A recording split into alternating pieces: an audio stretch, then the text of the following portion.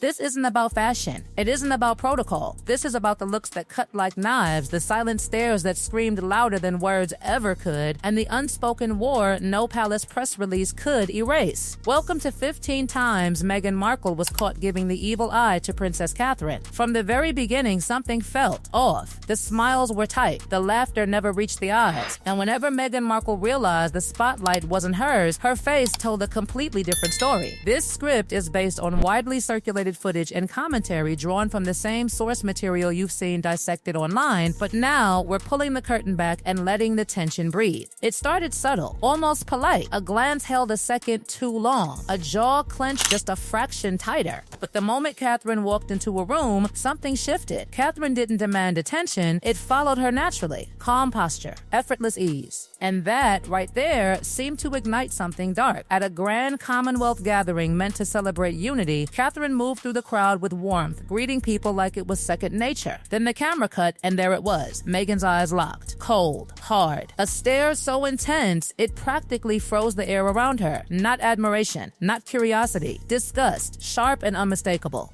Catherine never flinched. She kept smiling, and somehow that made it worse. Then came the Royal Foundation Forum, a moment meant to showcase teamwork. Catherine held the microphone, confident and composed, speaking with clarity while the room leaned in. And Meghan, the second she realized the attention had shifted, her face fell. Her body stiffened. Her eyes slid sideways and landed on Catherine like a loaded weapon. Anger, resentment, jealousy. It was all there, flickering behind a frozen smile. The Rav Centenary should have been sacred ground. History, honor, respect for service. Royal Air Force veterans were being celebrated. Prince William and Prince Harry stood proudly, but Meghan's focus kept drifting back again and again to Catherine. That stare returned, long, unblinking, the kind that makes people uncomfortable even through a screen. On the Queen's birthday procession, the contrast was brutal. Catherine looked radiant, relaxed, soaking in the joy of the moment. Meghan sat rigid, her expression darkening as the carriage rolled on. Then another look, heavy, bitter, like someone stewing in a thought they couldn't escape. The crowd cheered, flags waved, and Meghan looked like she was anywhere but there. At Prince Louis's christening, the atmosphere should have been tender. New life, family unity. Catherine, newly a mother again, glowed with quiet strength. Meghan, standing nearby, cast a stare so tense it made viewers gasp. Tight lips, narrowed eyes. Some said it was the realization hitting hard Catherine's children were heirs. History was being written without her. Wimbledon was no better. Yes, Meghan called herself a fan of Serena Williams, but when she arrived with Catherine, the energy was icy. The second Catherine stepped into view, Meghan fired off a look, sharp, hostile, then tried to bury it under a forced grin. Too late. Cameras don't blink, and that flash of jealousy was already everywhere. Back again at the Rav Centenary, seated far apart, Meghan still couldn't help herself. Her eyes kept traveling, searching, fixating. Catherine was focused straight ahead, unbothered. Meghan stared like she was demanding something she couldn't name. Attention,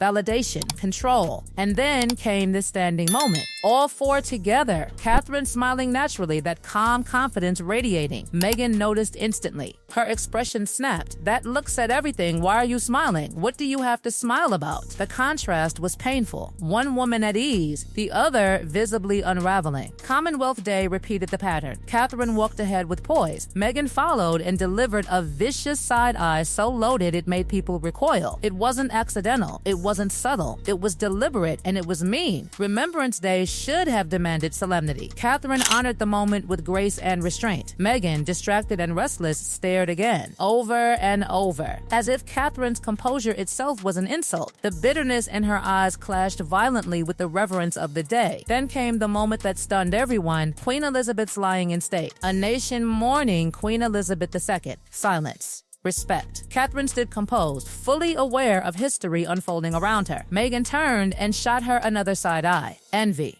Frustration.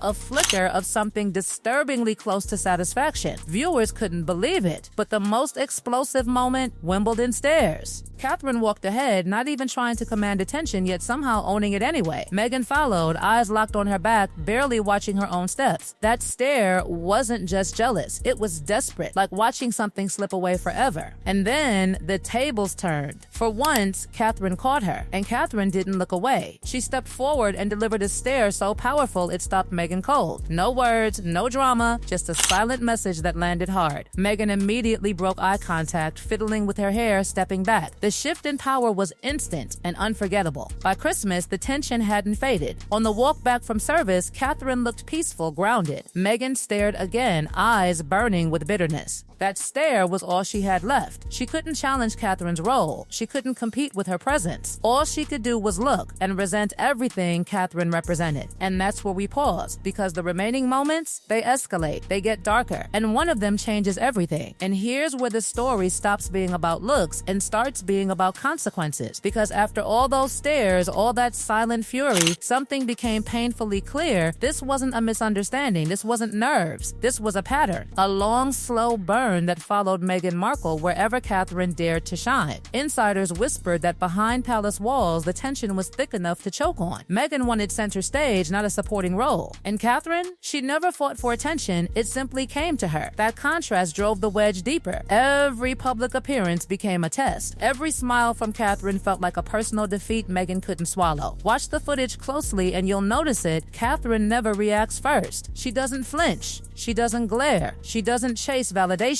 That calm, it's not weakness, it's confidence. And nothing enrages an insecure person more than someone who doesn't need to compete. By the time the family fractures became public, many weren't shocked, they were connecting dots. The interviews, the accusations, the carefully chosen words. To some, it sounded less like truth-telling and more like a long overdue explosion of resentment that had been building behind those eyes for years. Meanwhile, Catherine stayed silent. No interviews, no clapbacks, no dramatics, just presence, just duty. And somehow that silence spoke louder than any tell-all ever could. Because here's the brutal truth no one wants to say out loud: you don't glare at someone that often unless they represent everything you want. And everything you fear, you'll never be. Catherine didn't steal anything. She didn't plot. She didn't push. She simply existed in her role, secure in who she was and where she stood. And for someone who needed to be seen, adored, and applauded at all times, that quiet strength felt like a threat. So when people ask why these moments matter, why viewers replay those stares frame by frame, it's because eyes don't lie. PR spins. Words manipulate. But a look, raw, unguarded, and caught on camera, exposes the truth no script can hide. And in the end, history remembers composure, not jealousy. That's where the story closes. It's where the story closes. It's where the story...